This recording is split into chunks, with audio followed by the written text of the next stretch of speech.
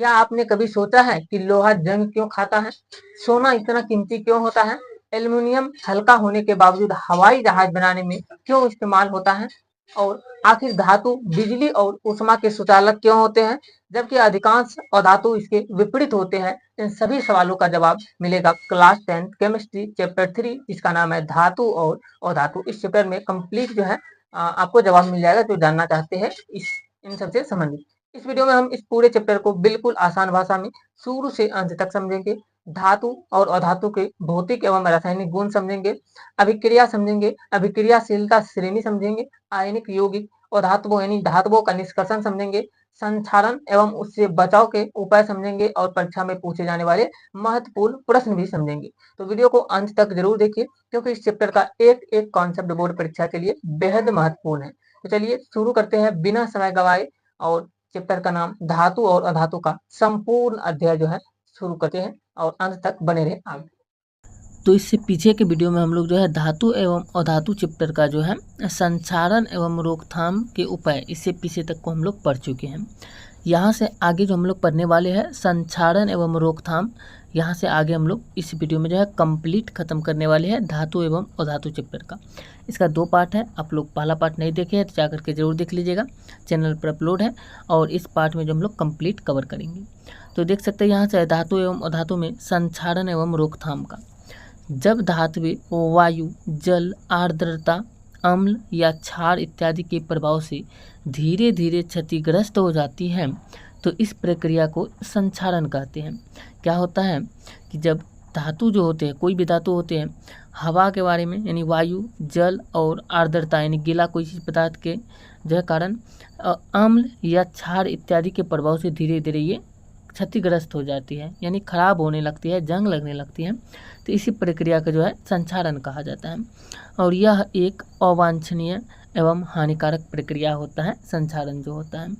अब जानते हैं संक्षारण के प्रमुख कारण क्या है, यानी जो है ये क्यों संक्षारण लगते हैं, संक्षारण क्या होता है ये समझिए और ये क्यों लगता है इसको समझते हैं। तो पहला कारण है कि वायु में उपस्थित ऑक्सीजन, यानी जो है हवा में ऑक्सीजन उपस्थित रहता है इसके कारण। दूसरा वायु में उपस्थित नमी या जल के कारण। तीसरा अम्लीय वर्षा, अम्ल या क्षार तथा अन्य रसायन के कारण। चौथा लवण, जैसे समुद्री जल में उपस्थित लवण, इसके कारण। ये चारों कारण होते हैं संक्षारण के प्रमुख कारण है ये सब के कारण ही संक्षारण की प्रक्रिया होती है। संक्षारण का उदाहरण की बात करते हैं, यहाँ पे कुछ उदाहरण है देख सकते हैं।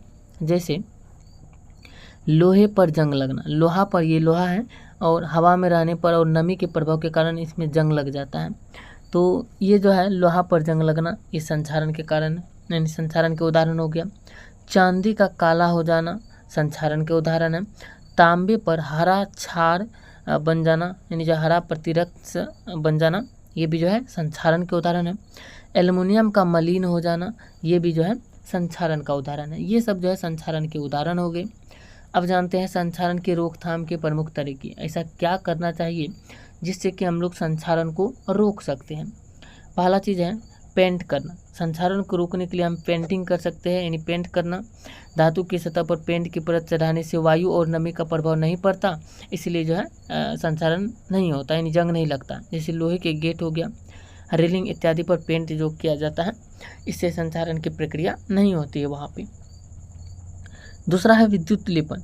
यहाँ पे विद्युत लेपन, विद्युत लेपन का मतलब होता है कि किसी सतह धातु की पतली परत दूसरी धातु की सतह पर चढ़ाई जाती है, इससे संक्षारण रुकता है। उदाहरण के लिए लोहे पर क्रोमियम यानी क्रोमियम की परत चढ़ाना, क्रोमियम लेपन जो होता है, इससे इसी को विद्युत लेपन कहा जाता है, इससे संक्षारण की प्रक्रिया नहीं होती है। तीसरा है देख सकते हैं तेलिया या चिकनाई की परत लगाना, यानी तेल वाला या चिकनाई वाला परत जो है लगाना कोई भी पदार्थ पे धातु की सतह पर। जैसे धातु की सतह पर तेल या ग्रीस लगाने से संक्षारण नहीं होता है। जैसे मशीनों के पुर्जों पर तेल लगाना, मशीन सब जो होते हैं उसके भाग जो होते हैं उस पर तेल लगा दिया जाता है ग्रीस वाला। चौथा है गैल्वेनीकरण, इन गैल्वेनीकरण के द्वारा भी संक्षारण को रोका जा सकता है। लोहे की वस्तु पर जिंक की परत चढ़ाई जाती है, जिंक संक्षारित होकर लोहे को बचाती है और इससे जो है संक्षारण नहीं होती है। जैसे टीन की चादरें हो गया, पानी की पाइप इत्यादि, ये सब पर गैल्वेनीकरण किया जाता है। अब आगे हम लोग देखें तो यहाँ पे देख सकते हैं 5वां है यहाँ पे और पाँचवा कहा जा रहा है मिश्र धातु बनाकर। यदि कोई धातु है उसको यदि हम लोग मिश्र धातु में बदल देंगे तो उस पर जो है जंग नहीं लगेगा, यानी संचारण नहीं होगा।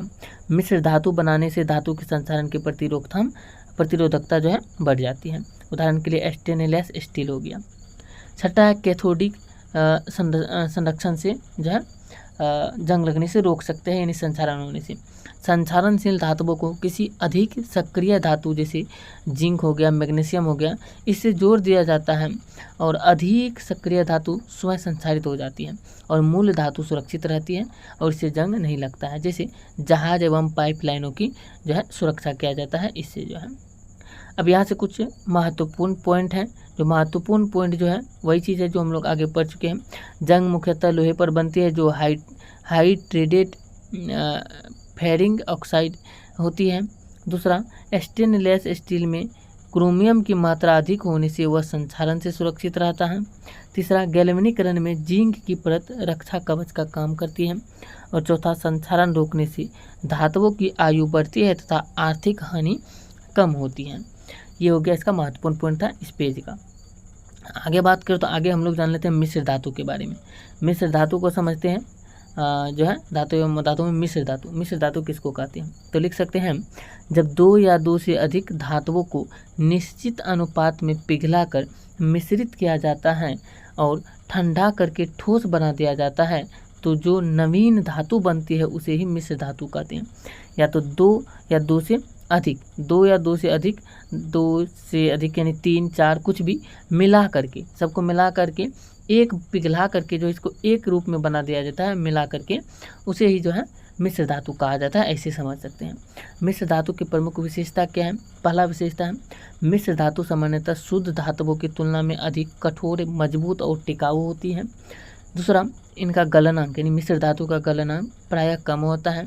तीसरा, मिश्र धातु संचारण के प्रति अधिक प्रतिरोधकता होती है। और चौथा, मिश्र धातु जो होता है विद्युत चालकता सामान्यतः शुद्ध धातुओं से कम होती है। मिश्र धातु का जो होता है ये हो गया प्रमुख जो है मिश्र धातु की विशेषता। अब समझते हैं मिश्र धातु के कुछ उदाहरण के लिए मिश्र धातु समझना पड़ेगा, तभी तो पता चलेगा कौन सा मिश्र धातु है। जैसे पीतल की बात करें तो पीतल एक मिश्र धातु है। पीतल जो है तांबा और जस्ता का मिश्र धातु है। इसका उपयोग किया जाता है बर्तन में, सजावटी सामान में, नल के पुर्जे इत्यादि में किया जाता है। दूसरा है कांसा जो है मिश्र धातु है तांबा एवं टीन का। इसका उपयोग मूर्ति बनाने में, पदक बनाने में, घंटियाँ बनाने में और बेयरिंग बनाने में इत्यादि में किया जाता है। तीसरा जो है ये है इस्पात जिसे स्टील कहा जाता है। ये मिश्र धातु है। इसका जो संगठन है यानी जो है इस्पात जो है लोहा और कार्बन का मिश्र धातु है और इसका उपयोग भवन निर्माण में, मशीन में, औजार में, रेल में, पुल में इत्यादि में किया जाता है। और चौथा की बात करें तो चौथा है स्टेनलेस स्टील। ये भी मिश्र धातु है जो कि लोहा, क्रोमियम, निकेल और कार्बन का मिश्र धातु होता है स्टेनलेस स्टील। इसका उपयोग बर्तन में, शल्य चिकित्सक उपकरण में, रसोई के सामान में, रासायनिक उद्योग में किया जाता है। और पांचवा आ जाता है सोल्डर जो है मिश्र धातु है, सीसा और टीन का मिश्र धातु है। इसका उपयोग विद्युत तार जोड़ने में, इलेक्ट्रॉनिक कार्य के प्रयोग में किया जाता है। ये हो गया। और छठा है यूराल्यूमिन जो होता है यहाँ पर जो है ड्यूराल्यूमिन जो है ये मिश्र धातु है। और ये बात करें तो एल्यूमिनियम, तांबा, मैग्नीशियम और मैंगनीज का मिश्र धातु है। ये सभी का मिश्रण है और इसका उपयोग विमान में किया जाता है, वाहन में, साइकिल, हल्की संरचनाओं में, ये सब में किया जाता है ये मिश्र धातु का उपयोग, यानी जो है ड्यूराल्यूमिन मिश्र धातु का उपयोग। आगे बात करें महत्वपूर्ण तथ्य यहाँ पर भी कुछ दिया गया है, देख सकते हैं। इंपॉर्टेंट पॉइंट जो है कि मिश्र धातुओं के गुण उनके संगठन और अनुपात पर निर्भर करते हैं। दूसरा, सामान्यतः मिश्र धातुएं शुद्ध धातुओं से अधिक उपयोगी सिद्ध होती है। तीसरा, स्टेनलेस स्टील संचारण रोधी होता है, इसलिए इसका उपयोग बर्तनों एवं चिकित्सा उपकरणों में किया जाता है मिश्र धातु का उपयोग। एग्जाम के पॉइंट व्यू से देखें तो यहाँ पर देख सकते हैं मिश्र धातु क्या है, क्वेश्चन पूछा जाता है उदाहरण सहित और इसका गुण कहता है लिखने के लिए। और इसका आंसर लिख सकते हैं, जब दो या दो से अधिक धातुओं को पिघलाकर मिलाया जाता है और ठोस बनाया जाता है तो जो नई धातु बनती है उसे मिश्र धातु कहते हैं। इस प्रकार से इसका परिभाषा लिख सकते हैं। अब यहाँ पे समझते हैं हम लोग आयनिक यौगिक के गुण। उदाहरण आप लोग जो उसमें बताया उदाहरण आप लोग पीछे समझ सकते हैं। आयनिक यौगिक के गुण बात करें तो आयनिक यौगिक धन आयन एवं ऋण आयन के बीच विद्युत स्थितिक आकर्षण के कारण बनते हैं और इन यौगिकों के निम्नलिखित गुण होते हैं। जो कि गुण यहाँ पे आयनिक यौगिकों के प्रमुख गुण जो है, पहला गुण है भौतिक अवस्था। सामान्यतः आयनिक यौगिक ठोस अवस्था में होते हैं और ये कठोर परंतु भंगुर होते हैं, भौतिक अवस्था हो गया इसका। दूसरा है आयनिक यौगिक के गुण कि यह गलनांक एवं क्वथनांक। तो आयनिक यौगिक के गलनांक तथा क्वथनांक उच्च होते हैं क्योंकि उनमें धनायन एवं ऋण आयन के बीच प्रबल आकर्षण होता है। तीसरा है जल में विलयता, यानी जो आयनिक यौगिक के प्रमुख गुण में बात करें तो जल में विलयता। अधिकांश आयनिक यौगिक जल में विलय होते हैं तथा कुछ अविलय होते हैं। उदाहरण के लिए सोडियम क्लोराइड NaCl जल में विलय होते हैं और सिल्वर क्लोराइड जो है, सिल्वर क्लोराइड यानी AgCl जल में अविलय होते हैं। अब यहाँ से आता है चौथा गुण विद्युत चालकता। विद्युत चालकता ठोस अवस्था में आयनिक यौगिक विद्युत के कुचालक होते हैं परंतु गलित अवस्था या जलीय विलयन में ये विद्युत के सुचालक होते हैं। पांचवा है संरचना, यानी आयनिक यौगिक में धनायन तथा ऋण आयन निश्चित अनुपात में 3 आयामी जालक बनाते हैं। और छठा गुण है सामान्यता, यानी जो है ये सामान्यतः करे, भंगुर, क्रिस्टलीय तथा रंगहीन यानी जो है हल्के रंग के ठोस होते हैं। अब आगे बात करें तो महत्वपूर्ण तथ्य आयनिक यौगिक के उच्च गलनांक एवं क्वथनांक उच्च होते हैं। ठोस आयनिक यौगिक विद्युत के कुचालक होते हैं और आयनिक यौगिक का जलीय विलयन विद्युत का सुचालक होता है। आयनिक यौगिक सामान्यतः जल में विलय होते हैं।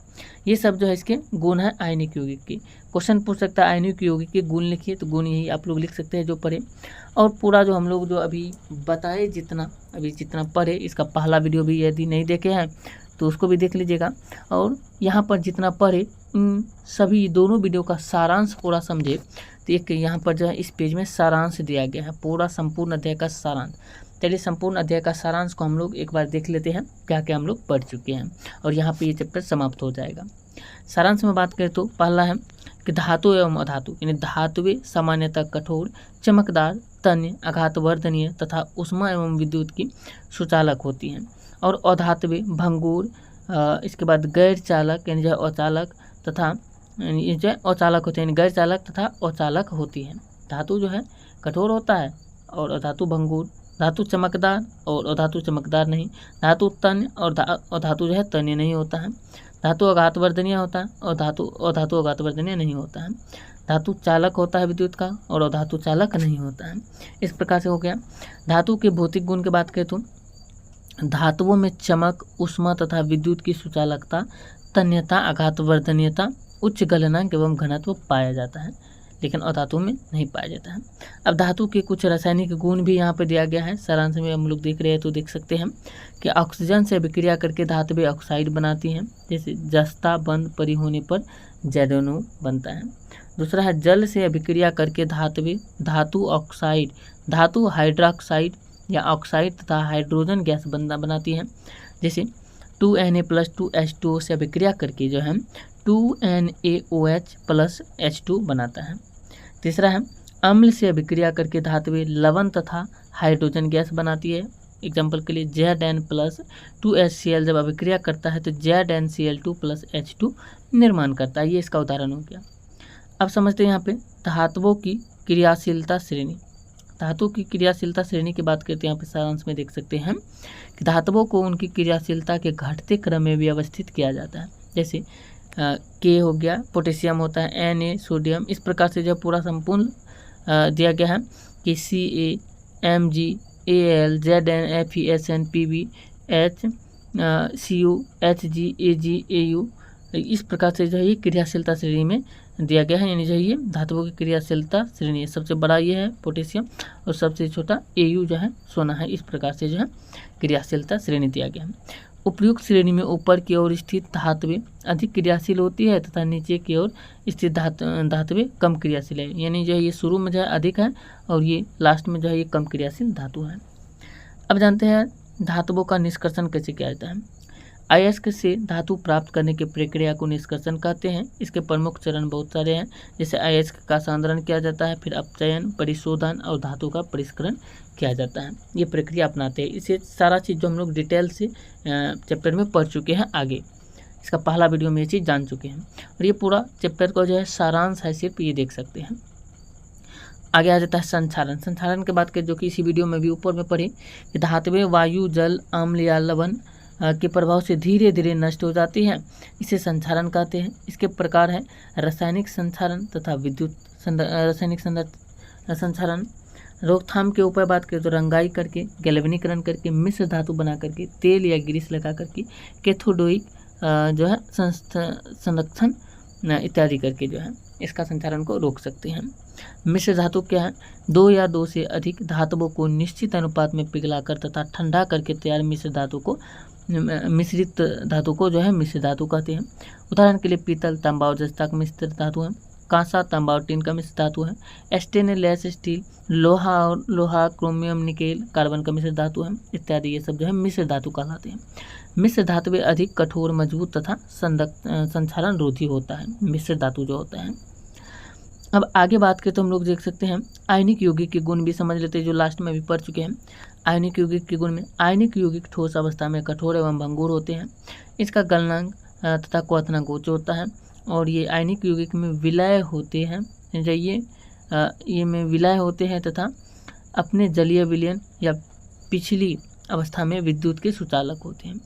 कुछ महत्वपूर्ण बिंदु दिया गया यहाँ पे, ये सबको आप लोग देख सकते हैं। और यहाँ से कुछ क्वेश्चन है, इस चैप्टर का जितना क्वेश्चन बन सकते हैं आप चाहे तो नोट कर सकते हैं। ये सारा क्वेश्चन बनता है, जितना 5 नंबर का क्वेश्चन हो गया, ये 5 नंबर का क्वेश्चन हो गया और ये सारा 2 नंबर का क्वेश्चन हो गया, यहाँ तक 13 नंबर तक इतना क्वेश्चन पूछा जाता है। 13 और यहाँ पे 8 क्वेश्चन 5 नंबर का इस चैप्टर से। तो ये वीडियो कैसा लगा आप लोग कमेंट करके बताइए। इसका पहला वीडियो नहीं देखे हैं तो जाकर के जरूर देखिए, देख सकते हैं जितना चीज़ आप लोग देख रहे हैं ये कंप्लीट जो हम लोग लाइन बाय लाइन पढ़ चुके हैं ये 2 वीडियो में जो है। इसका पहला वीडियो 20 मिनट के आसपास का है और ये सारा चीज़ हम लोग वहाँ से पढ़ चुके हैं। तो चलिए मिलते हैं नेक्स्ट वीडियो में। और वीडियो अच्छा लगा है तो वीडियो को लाइक कीजिएगा, चैनल को भी सब्सक्राइब कर लीजिए। पूरा कंप्लीट जो है आप बोर्ड एग्जाम की तैयारी कर रहे हैं तो उसके लिए कंप्लीट वीडियो आपको प्लेलिस्ट में मिल जाएगा। जाइए प्लेलिस्ट में देखिए, यदि आपका बोर्ड एग्जाम नज़दीक आ गया है तो प्लेलिस्ट में देखिए 1 से 2 वीडियो में, अधिक से अधिक 2 वीडियो में जो है कंप्लीट चैप्टर समाप्त किया गया है। आप सिर्फ जो है यदि एक चैप्टर को देखना चाहते हैं तो 1 घंटा से कम समय में जो है आप लोग जो पूरा चैप्टर को देख सकते हैं और नोट्स के माध्यम से इसी तरीके से देख सकते हैं। बिल्कुल आसान भाषा में समझाया गया है। चलिए मिलते हैं नेक्स्ट वीडियो में। इसका अगला चैप्टर लेकर के फिजिक्स का जो है परावर्तन का चैप्टर खत्म हो गया है, अपवर्तन का चैप्टर लेकर के मिलते हैं। जय हिंद।